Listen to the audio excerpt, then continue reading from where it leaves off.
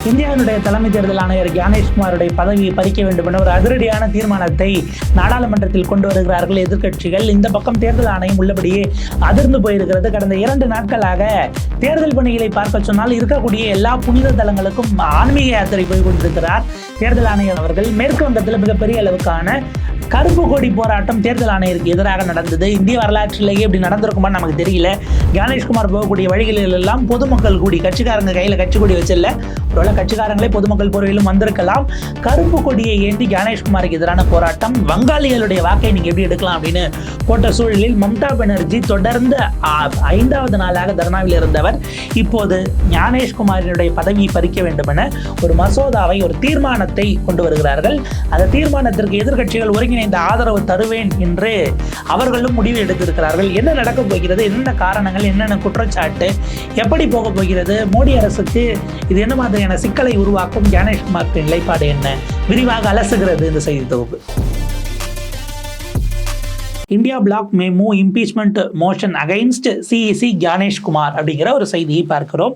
Leaders of India black, Trinamool Congress கட்சியின் சார்பில் இன்றைக்கு ஞானேஷ்குமாருக்கும் மம்தா பானர்ஜிக்குமான சண்டை என்பது அடுத்த கட்டத்தை எட்டியிருக்கிறது. நேரடியாக அவர் போகிறார். ஞானேஷ்குமாரை வேனேஷ்குமார் அப்படின்னு கடுமையாக, வேனிஷ்னா திடீர் காணாமல் போகிறது, திடீர் மறைஞ்சு போகிறது. இந்த இடத்துல அவர் மறைஞ்சு போகிறாருங்கிறது இல்லை, வாக்காளர்களை கொத்து கொத்தாக அப்படியே தூக்கி மறைய வைக்கிற வேலையை இவர் செய்து கொண்டிருக்கிறார். மிகப்பெரிய அளவுக்கான பாஜக கையாளாக இவர் இந்த வேலையை செய்கிறார் அப்படின்னு பகிரங்கமாக இன்னைக்கு நேரத்தில் அவங்க மறைச்சு பேசல. பல குற்றச்சாட்டுகள். பாஜகவினுடைய ஒரு பொறுப்பில் இருந்த ஒரு பெண்மணியை கொண்டு போய் கேட்டால் அவங்க வந்து ஆர்டிஃபிஷியல் இன்டெலிஜென்ஸ் மற்ற இதில் அட்வான்ஸ்டு லெவலில் டிஜிட்டல் பண்ணுவாங்கன்னு சொல்லிட்டு தேர்தல் ஆணையத்தில் அவரை வேலைக்கு சேர்த்து வாக்காளர் பட்டியலை ஏஐ மூலயமாக பல நீக்குதல்களை செய்திருக்கிறார்கள் ஒரு குற்றச்சாட்டை ஒரு பெண் ஒருவருடைய பெயரை சொல்லியே மம்தா பானர்ஜி வைத்தார். இப்போ வரைக்கும் அதுக்கு பதில் இல்லைங்கிறத பார்க்குறோம். இந்த சூழலில் தான் திரிணாமுல் காங்கிரஸ் கட்சி நேற்றைக்கு முன்தினம் நாடாளுமன்றத்தில் ஒரு முக்கியமான நோட்டீஸ் கொடுக்குறாங்க. அது என்ன அப்படின்னா, திரிணாமுல் காங்கிரசினுடைய எம்பிக்கள் இணைந்து ஓட்டர் டிஸ்என்ஃப்ரான்ச்சிஸ்மெண்ட், மிகப்பெரிய அளவுக்கு வாக்காளர்களுடைய விஷயங்களை பறிக்கக்கூடிய ஞானேஷ்குமாரை எதிர்த்து அது குறித்து விவாதிக்க வேண்டும் அப்படின்னு சௌகத்தா ராய் போன்ற மூத்த எம்பிக்கள் இவங்க கொடுக்குறாங்க ஒரு நோட்டீஸ், அட்ஜர்மெண்ட் மோஷன். அதனை எல்லாவற்றையும் அவையினுடைய அலுவல்களை ஒத்தி வைத்து விட்டு நீங்கள் விவாதத்திற்கு வர வேண்டும்னு. ராஜ்யசபாவில் வந்து பார்த்தீங்கன்னா நதிமுல் ஹேக் அவரும் சாகித் கோகுலேவும் ரூல் 267 படி இந்த ஒத்திவைப்பு தீர்மான நோட்டீஸை கொடுக்கிறார்கள். இது இரண்டுமே இந்த பக்கம் ஓம் பிர்லா அவர்கள், அவர் தான் இதில் இருக்கிறாப்புல, அவருடைய பதவி பறிப்புக்கான விவாதத்தில் சிக்கினதுனால அவர் சேரில் உட்காரல. பொறுப்பாக அங்கு உட்கார்ந்தவரும் சரி, நாடாளுமன்றத்தில் அங்கே ராஜ்யசபாவில் உட்கார்ந்தவங்களும் இதை ஏற்றுக்கொள்ள மறுத்து விட்டார்கள். அப்போ ஒரு பொதுவான விவாதத்தை நாங்கள் கேட்டோம். எஸ்ஐஆர் பெங்காலில் என்ன மாதிரியான வேலைகளை செய்திருக்கிறார்கள், மக்களினுடைய குரல்னு கேட்டோம். நீங்கள் பதில் சொல்லலை. இதற்கு துணை போவது யார்? தேர்தல் ஆணையம் தான் செய்யுது அப்படின்னா அதுக்கு நீங்கள் துணை போறீங்க. தேர்தல் ஆணையரின் மீது பதவி பறிப்பு தீர்மானம் என்பதை நாங்கள் கொண்டு வருகிறோம்னு அந்த அஸ்திரத்தை மம்தா பானர்ஜி எடுத்திருக்கிறார்கள். டெப்டி லோக்சபாவில் டெபுட்டி லீடராக, அதாவது அவங்க கட்சியினுடைய நாடாளுமன்ற மக்களவை குழு துணைத் தலைவராக இருக்கும் சதாப்தி ராய் அவர்கள் தான் இந்த இஷ்யூ எழுப்புறாங்க. கார்கே அவர்களுடைய அலுவலகத்தில் நடந்த எதிர்க்கட்சி எம்பிக்கள், எதிர்க்கட்சி ஃப்ளோர் லீடர்ஸ்க்கான மீட்டிங்கில் இந்த பிரச்சனை என்பது எழுப்பப்பட்டிருக்கிறது. அவங்க ராய் சொன்னதாக கடந்த 6 நாட்களாக தொடர்ந்து மம்தா பானர்ஜி போராடி கொண்டிருக்கிறார். மார்ச் 6 தர்ணாவில் உட்கார்ந்தாங்க.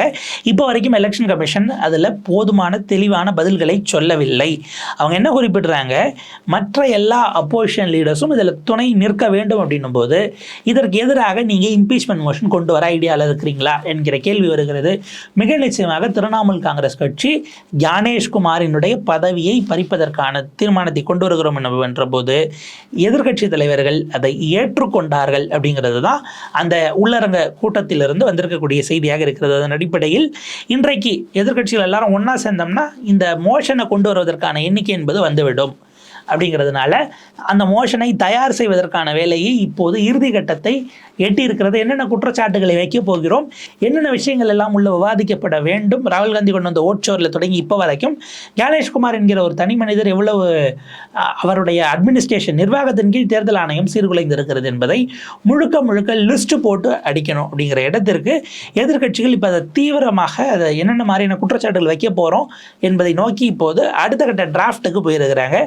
இது என்ன விதியின் அடிப்படையில் பார்க்கும்போது ஆர்டிகல் 324 சப்செக்ஷன் 5 படி கான்ஸ்டியூஷனில் தலைமை தேர்தல் அதிகாரி பார்லிமெண்ட்டில் ஒரு இம்பீச்மெண்ட் மோஷன் பதவி நீக்க தீர்மானம் கொண்டு வந்து தான் நீங்கள் பறிக்க முடியும். ஒரு உச்சநீதிமன்ற நீதிபதிக்கான என்ன ப்ரொசீஜரோ அதே ப்ரொசீஜர் தான் தலைமை தேர்தல் அதிகாரியினுடைய பதவியும் பறிப்பதற்கு. இதில் வந்து பார்த்திங்க அப்படின்னா இது நிறைவேறணும் அப்படின்னா 2/3 ஆஃப் தி மெஜாரிட்டி தேவைப்படுகிறது. அதாவது அன்றைக்கு வந்திருக்கிறவர்களில் 3/2 பங்கு ஆதரவு. ஒரு 200 பேராச்சும் அந்த மோஷனை சப்போர்ட் பண்ணி அதற்கு ஒப்புதல் அளித்து அதற்கு ஆதரவாக வாக்களித்தால் தான் நடக்கணும். அப்படி வரக்கூடிய இடம் 2/3 மெஜாரிட்டி இல்லைங்கிறது அவங்களுக்கு தெரியும். ஆனால் விவாதிக்கப்பட வேண்டும். ஞானேஷ்குமார் என்கிற மனிதர் மக்களிடம் வாக்காளர்களிடம் அம்பலப்படுத்தப்பட வேண்டும் என்பது அந்த உரையாடல் என்பது தான் நோக்கம் அப்படிங்கிறத நம்ம அடிக்கொண்டுட்டு பார்க்கணும். என்னென்னா இப்போ நீங்கள் ஒரு சிஎஸ்சி மேலே கொண்டு வரீங்கன்னா அது லோக்சபாலையும் கொண்டு வரலாம், ராஜ்யசபாலையும் கொண்டு வரலாம். ஆனால் 2 ஹவுஸ்லையும் அது நிறைவேற்றப்பட வேண்டும். ஒரு மசோதா பாஸ் ஆகிறதுக்கு அப்படிங்கிற ஒரு பாயிண்ட் இருக்குது. இதே போல் வந்து பார்த்தீங்கன்னா இப்போ நீங்கள் ஸ்பீக்கர் மேலே கொண்டு வரீங்களா ஒரு மெம்பர் மேலே ப்ரிவிலேஜ்னா அது அந்த ஹவுஸில் மட்டும் விவாதிக்கலாம். கடந்த காலத்தில் டாக்டர் சுப்பிரமணியன் சாமியை ராஜ்யசபாலிருந்து நீக்கினாங்க. ப்ரிவிலேஜ் அவர் மீது மூவ் பண்ணப்பட்டது. லோக்சபாவில் விவாதிக்கணும் அவசியம் இல்லை. இப்போ ஓம் பிர்லாவின் மீது சபாநாயகர் அவர்களின் மீது சிக்கல் வருகிறது அல்லது அவருக்கு எதிரான பதவி பறிப்பு தீர்மானம், பதவி நீக்க தீர்மானம் அப்படின்னா லோக்சபா தான் விவாதிக்கும், அது ராஜ்யசபா விவாதிக்க வேண்டாம். ஏன்னா அவர்களுடைய அதிகாரம் அவங்க மெம்பர் ஆஃப் தி ஹவுஸாக எங்கே இருக்காங்களோ அங்கே போயிடும்.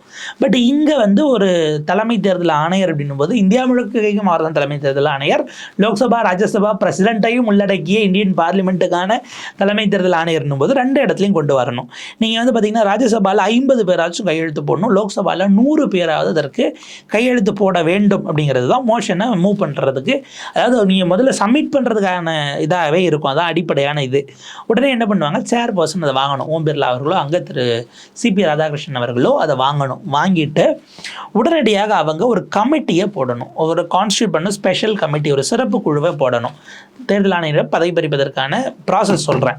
முதல்ல 100 பேர் கையெழுத்து போடுறீங்க, அங்கே 50 பேர் கையெழுத்து போட்டு சப்மிட் பண்ணுறீங்க. சேர்பர்சன் என்ன பண்ணுவார், முதல்ல அதை வாங்கி அதை ஃபுல்லாக வாசித்து முடிச்சுட்டு செயலகத்தில் இதில் இருக்க அந்த கையெழுத்து போட்ட 50 பேரும் ஒரிஜினலாக இல்லை அவங்க கையெழுத்தை ஃபேக்காக யாராவது ஏமாற்றிட்டாங்களான்னு பாருங்கள் அப்படிம்பாங்க. டேட்டில் தொடங்கி எல்லாம் கரெக்டாக இருக்கான்னு செக் பண்ணிவிட்டு ஸ்பெல்லிங் மிஸ்டேக் அதெல்லாம் பிரச்சனை இல்லை, அதில் இருந்தால் திருத்தி சொன்னால் திருத்திப்பாங்க. கிளரிக்கல் எரர்ஸை டேட் மாதிரி போடுறது, டேட்டு இது போட்டது இதெல்லாம் பார்த்துட்டு ஒரிஜினலாக எல்லோரும் கையெழுத்து போட்டுருக்காங்களா இல்லை சீட்டிங் கையெழுத்தா, ஒரிஜினல் தான் அப்படின்னா அடுத்த கட்டத்துக்கு நீங்கள் எதை மூவ் பண்ணணும்னா சபையில் அதை எடுத்து அதற்காக ஒரு கமிட்டி அமைக்கப்படும். இந்த சிறப்பு கமிட்டி என்னென்ன குற்றச்சாட்டுகள் எல்லாம் எழுப்பப்படுகிறதோ அதை விவாதித்து விசாரித்து சம்மந்தப்பட்டவங்க கொண்டு வந்தவங்க தேர்தல் ஆணையரிடம் எதுவும் கிளாரிஃபிகேஷன்ஸ் கேட்கணுன்னா கேட்டுக்கலாம். கேட்டுட்டு ஒரு அறிக்கையை நாடாளுமன்றத்தில் எந்த அவை ஸ்பெஷல் கமிட்டியை கான்ஸ்டியூட் பண்ணுச்சோ அதே சேர்பர்சனுக்கு, அங்கன்னா ராஜ்யசபா சேர்மன், இங்கன்னா லோக்சபாவினுடைய ஸ்பீக்கருக்கு ஒரு அறிக்கையை கொடுப்பார்கள். இந்த அறிக்கை எல்லா உறுப்பினர்களுக்கும் கொடுக்கப்படும். அதற்கு பிறகு அந்த அறிக்கையை படித்துவிட்டு அதில் விவாதம் நடத்தி அந்த அறிக்கை வாக்கெடுப்புக்கு விடப்படும். ஸோ இதுதான் ஒரு ப்ராசஸ். அறிக்கையை வாக்கெடுப்புக்கு எடுத்து அன்னைக்கு வர்றவங்க அவையில் 3/2 பேர் வாக்களித்தார்கள் என்றால் அறிக்கை ஏற்றுக்கொள்ளப்பட்டு அதில் அறிக்கையில் அவர் நல்லவர்னு ஏற்றுக்கொள்ளப்பட்டு அவர் மீது குற்றச்சாட்டு இல்லைன்னு வந்து இவங்க ஏற்றுக்கிட்டாலும் அவர் நல்லவர்னு ஆவார். இல்லை அவர் மீது குற்றம் இருக்கிறது, அவர் தவறு செய்திருக்கிறான்னு வந்தால் வாக்கெடுப்புக்கு வந்து வாக்கெடுப்பில் 2/3 மெஜாரிட்டி வந்து அவர் பதவி பறிக்கப்படும். இதுதான் ப்ராசஸாக இருக்கிறது. 2 ஹவுஸும் அந்த மோஷனை ஏற்றுக்கொண்ட பிறகு அதற்கு பிறகு குடியரசுத் தலைவருக்கு அனுப்பப்பட்டு அவர் பதவியிலிருந்து விடுவிக்கப்பட்டார், நீக்கப்படுகிறார். இம்பீச்மெண்ட் மோஷன் ஏற்றுக்கொள்ளப்பட்டது என்று அவங்க கடைசியாக அதை அப்ரூவ் பண்ணி கெசட்டில் வந்துச்சுன்னா அவருடைய பதவி என்பது பறிக்கப்படும். இதுதான் விஷயம். இப்போ என்ன அப்படின்னா தேர்தல் ஆணையர் மேற்கு வங்கத்தில் இருக்கிறார். இப்போ ஒவ்வொரு ஊராக போயிட்டு தேர்தலுக்கான வேலைகள் எப்படி இருக்குது அப்படின்னு அவர் கிராஸ் செக் பண்ணுறாரு. அது அவருடைய பணி. தமிழ்நாட்டுக்கு வந்தார், பாண்டிச்சேரிக்கு வந்தார், இப்போ வெஸ்ட் பெங்கால் போயிருக்கிறாரு. வெஸ்ட் பெங்காலில் அவர் போனால் அடிப்படையில் பாஜக, சிபிஐ, சிபிஎம், இந்த பக்கம் வந்தீங்கன்னா திரிணாமுல் காங்கிரஸ் இவங்க எல்லாரோடவும்லாம் மீட்டிங் நடந்தது. அந்த மீட்டிங்லேயே வந்து பார்த்திங்கன்னா எல்லாரும் மம்தா பானர்ஜி கட்சி அதில் எதுவும் கருத்து சொல்லிக்கல, மீது எல்லாரும் பிஜேபி, சிபிஐ, சிபிஎம், காங்கிரஸ் எல்லாரும் ஒரு கட்டம் அல்லது 2 கட்டமாக தேர்தலை நடத்த வேண்டும், ரொம்ப லெந்தாக நீங்கள் ட்ராக் பண்ணக்கூடாது என்கிற ஒரு விஷயத்தை கோரிக்கையாகவே வைத்திருக்கிறார்கள் அப்படிங்கிற செய்தியை நம்மால் பார்க்க முடிஞ்சுது. அப்போ இது வந்து பார்த்திங்க அப்படின்னா என்ன காரணம், ரொம்ப இதாக இழுக்க வேண்டாம் அப்படிங்கிற இடத்துக்கு ஏன் போகிறாங்க அப்படிங்கிறது ஒரு சுவாரஸ்யமான டெவலப்மெண்ட். பட் நேற்றைக்கும் இந்த 2 நாட்களில் அவர் இந்த பணிகளை தாண்டி தொடர்ந்து ஒரு ஆன்மீக யாத்திரைக்கு போனதை போலவே அவர் நடந்து கொள்கிறாருங்கிற குற்றச்சாட்டு இருக்கு. ஏன்னா ராமகிருஷ்ணா மடம் இருக்காங்க, அந்த ராமகிருஷ்ணா மட்டத்தில் போய் அங்கே பார்த்து அங்கே இருக்கக்கூடிய அந்த சன்னியாசிகளை பார்த்து அவர் ஆசீர்வாதம் வாங்குகிறார். அந்த தலைமை பதவிகளில் இருக்கிறவங்கள பார்த்து அந்த ஃபோட்டோஸை நம்ம பார்க்குறோம். அதே போல் பார்த்திங்க அப்படின்னா தட்சிணேஸ்வரர் காளிக்கு அவரே போய் தீபார்த்தனை கட்டக்கூடிய புகைப்படங்கள் ஓடிக்கிட்டு இருக்கிறது.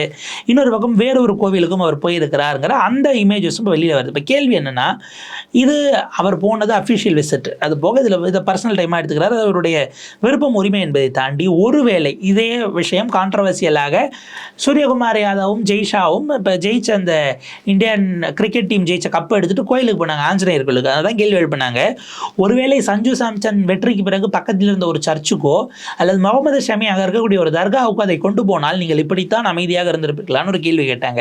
தேர்தல் ஆணையர் ஒருவேளை கணேஷ்குமாராக இல்லாமல் வேறு ஒருவராக இருந்து அவருடைய புனித பயணம் அவருடைய நம்பிக்கையை சார்ந்து ஒருவேளை போயிருந்தால் இப்படியான ரியாக்ஷன்ஸ் தான் இருந்திருக்குமான்னு ஒரு கேள்வியை ஒரு விஷயத்தை எழுப்புகிறாங்க.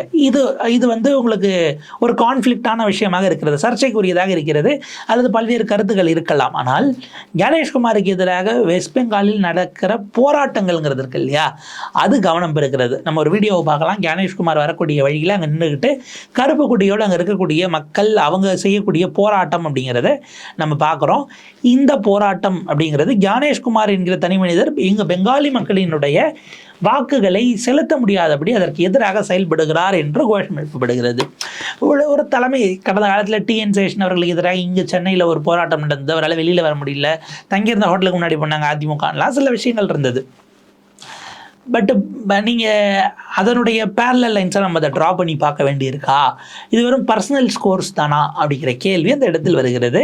இப்போ கணேஷ்குமாருக்கு எதிராக தீர்மானத்தை கொண்டு வந்தால் என்னென்ன விஷயங்கள் அவரின் மீது குற்றச்சாட்டாக வைக்கப்படும், என்னென்ன பேசப்படும் அப்படிங்கிறத நம்ம கவனிக்க வேண்டியிருக்கிறது. ஒரு சில கிளாரிட்டிஸ் அவங்க எதிர்கட்சிகள் முன்னெடுக்க போகிறாங்க. முதல்ல பார்ட்டிஷன்ஷிப் அண்ட் பயஸ், அதாவது ஒரு சார்பு தன்மையோடு அவர் செயல்படுகிறார், பாஜகவினுடைய செய்தி தொடர்பாளரை போலவே அவர் நடந்து கொள்கிறார் அப்படிங்கிற குற்றச்சாட்டை ஆபியஸாக வைக்க போகிறாங்க. அடுத்து வந்து பார்த்தீங்கன்னா எஸ்ஐஆருங்கிற பெயரில் குறிவைக்கப்பட்டு வாக்காளர்கள் நீக்கப்பட்டிருக்கிறார்கள்.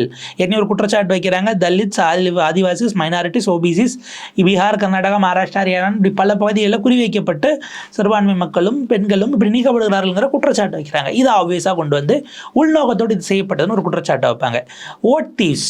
ஓட்டு திருடர்களை பாதுகாக்கக்கூடிய வேலையை கணேஷ்குமார் செய்கிறார்னு ஏற்கனவே ராகுல் காந்தி பேசியிருக்கிறார். CEC Ganeshkumar shielding vote shows Congress voters targeted இன் கர்நாடகா சீட் சேஸ் ராகுல் காந்தின்னு இந்தியன் எக்ஸ்பிரஸில் ரிலீஸ் ஆன ஒரு செய்தியவே பார்க்குறோம். கடந்த காலத்தில் மிக கடுமையாக ராகுல் காந்தி வைத்த ஓட்சோரி குற்றச்சாட்டில் இல்லை, அதெல்லாம் சும்மா ஆதாரமே கிடையாது, அது பொய்ன்னு மறுத்ததற்கு மிக கடுமையாக எதிர்வினையாற்றியிருந்தார் ராகுல் காந்தி. இதை நம்ம பார்க்குறோம். இதை விட ஒரு படி மேலே போய் அபிஷேக் பானர்ஜி சொன்னது பான் இன் தி பிஜேபிஸ் கேம், பாஜகவினுடைய கேமில் அவங்க ஆடக்கூடிய இந்த ஆட்டத்தில், அரசியல் விளையாட்டத்தில் ஒரு கையாளாக ஒரு சிப்பாயை போல போயிருக்கிறார் கணேஷ்குமார் என்கிற ஒரு பகிரங்கமான குற்றச்சாட்டை டிஎம்சி டார்கெட் பண்ணியிருக்கிறாங்க. கணேஷ்குமார் கான்ஃப்ளிக்ட் ஆஃப் இன்ட்ரெஸ்ட் அப்படிங்கிறதையும் அபிஷேக் பானர்ஜி கிளைம் பண்ணுறார். அவருடைய மகளும் மருமகனுக்கும் பாஜக ஆளக்கூடிய மாநிலங்களில் டிஸ்ட்ரிக்ட் மேஜிஸ்ட்ரேட்ஸாக அப்பாயின்மெண்ட் கிடைத்ததற்கு பிறகு எஸ்ஐஆரை இவர் கொண்டு வருகிறாரா அப்படின்னு ஒரு கான்ஃப்ளிக்ட் ஆஃப் இன்ட்ரெஸ்டையும் மிகப்பெரிய அளவுக்கு பிரச்சனையை கிளப்பியிருந்தார் அபிஷேக் பானர்ஜி. இந்த ஓட்சோர் ப்ரொடெக்ஷன், ஓட்சோரிஸை ப்ரொடெக்ட் பண்ணுறாங்கிற ஒரு விஷயம் வருது. நான்காவதாக பாஜகவுக்கு எதிராக சீஃப் எலெக்ஷன் கமிஷனருக்கு ஒரு பெரிய இம்யூனிட்டியை கொண்டு வந்தாங்க. அவங்க உயிரோடு இருப்பது மட்டுமல்ல, உயிரிழந்து இறக்கிற வரை அவர்கள் மீது வழக்கு போட முடியாது, அவங்கள கூப்பிட்டு விசாரிக்க முடியாது. பிரசிடென்ட்டுக்கு கூட இந்த இது கிடையாதுங்க. எடுத்த முடிவின் மீது இப்போ பிரசிடென்ட் எடுத்த முடிவே தவறான நீதிமன்றங்கள் ரத்து பண்ணும். எங்கே பண்ணியிருக்காங்க, ஆட்சி கலைப்புகளை செல்லாது என்று உச்சநீதிமன்றம் எடுத்து இது செல்லாது, மீண்டும் யார் முதலமைச்சராக இருந்தாங்களோ அவரையே முதலமைச்சராக உட்கார வைக்கிறோம்னு ஒரு முடிவை இது பண்ண முடியும். அப்படின்னா ஒரு தேர்தல் ஆணையருடைய முடிவுகளை நீங்கள் அப்படிலாம் விசாரிக்க முடியாது, அவரை கூப்பிட்டு பண்ண முடியாது, பதவி காலத்துக்கு பிறகும் கூட அக்கௌண்டபிலிட்டி வைக்க முடியாதுங்கிறது இதுவே சிக்கலுக்குரியதாக இருக்கிறது. அது கணேஷ்குமார் மேலே குற்றம் சாட்ட முடியாதனால அது பிஜேபியோட சேர்த்து வரலால் குற்றம் சாட்ட முடியும். அதே போல் இவரை தொடர்ந்து மக்களிடம் எழுந்திருக்கக்கூடிய சந்தேகங்கள்ங்கிற வகையில் இப்போ கடைசியாக அந்த கருப்பு கொடி காட்டி கோபேக் வரைக்கும் கொண்டு வந்து இவர்கள் பேச போகிறார்கள்ங்கிறது தான் அவங்க ஷார்ப்பனம் பண்ணியிருக்கக்கூடிய ஒரு செய்தியாக இருக்கிறது.